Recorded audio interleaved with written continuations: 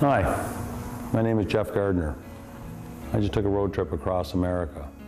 Along the highway, I was frightened at what I witnessed.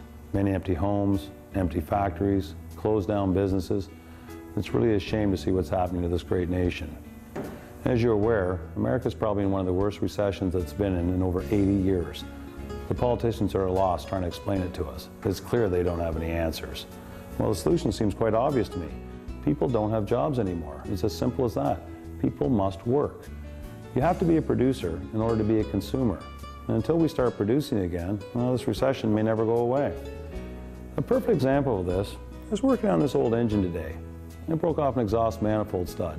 When I first broke it off, I thought, oh boy, here we go. I'm in for a 3 or 4 hour repair job.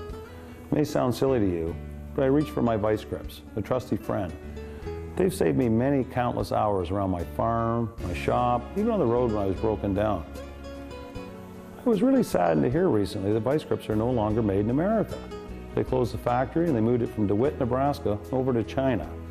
Well, the factory in DeWitt, they've been there for 70 years producing high quality tools. They had all the machinery, the facility, and a very eager and skilled workforce. Yet they chose to close the factory down. Well, they put the building up for sale and they sold it for pennies on the dollar as there was no takers at the auction. It's a shame to see all that equipment and history now deemed worthless after all these years. It's just another part of what's happening to America. You see, when I was a young child growing up, my grandfather was a tool and die maker. He was very, very proud of his chosen profession. He used to cringe every time I grabbed for a pair of vice grips. He was always worried about me rounding off a bolt or damaging a thread, but vice grips had a real strong meaning to me. Every time I went over to my toolbox and opened up the drawer and pulled them out, well, it felt like America had my back. What a great feeling to know that. It was like a trusted friend. From now on, when I need a pair of vice grips, I'm going to hunt around and look for my old ones before I rush out to buy anything new. This American-made product will always be superior, just like the neighbors who built them. When I go into a store and know they're made in China, I'm not going to have that feeling of pride and power that I used to feel.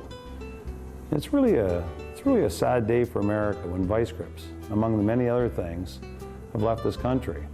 But nevertheless, well, these old ones here, they'll probably get me out of this fix like they have many times before in the past. Somehow, though, it just feels like I've lost an old friend. How many more old friends are you willing to lose?